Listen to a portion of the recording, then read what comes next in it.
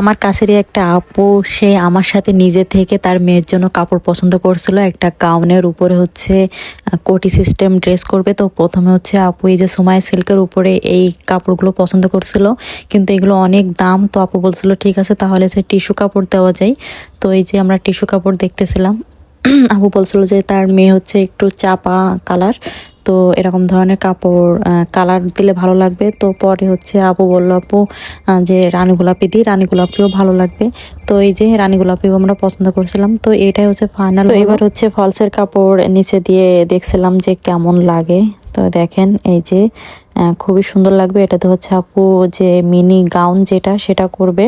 তো দেখতে পাচ্ছেন টিস্যু কাপড়টাই নিয়ে নিলাম। আর এর উপরে কোটির জন্য কাপড় মেলাছিলাম যে এর সাথে কোন কোটিটা দিলে ভালো লাগে, কোন কাপড়টা দিলে। তো অনেকগুলোই কাপড় দেখা হচ্ছিলো, কিন্তু আমাদের কোনোটাই ভালো লাগছিল না। পরে এই কালোটাও ভালো লাগছিল, কিন্তু কোনো একটা কারণে এটাও আমরা ক্যান্সেল করি। তো পরে অন্য দোকানে চলে যাই। তো অন্য দোকানে গিয়ে হচ্ছে প্রথমে আমারই এটা পছন্দ হয়, তো এটাই হচ্ছে আপুরও পছন্দ হয়। তো ফাইনাল এটাই করলাম যে এটাতে কোটিগুলো আসলে কিন্তু ভালো লাগবে। দেখেন খুবই সুন্দর, রানী গোলাপের উপরে একটা সাদা কালার দিলে ভালোই লাগবে। আর যেহেতু ফুলগুলো কিন্তু ওই যে টাইম ফুল কালারের আছে, তো এটাই আমরা ফাইনাল করলাম। তো আজকের এই কালার ম্যাচিংটা আপনাদের কাছে কেমন লাগলো অবশ্যই কিন্তু কমেন্টস করে জানাবেন।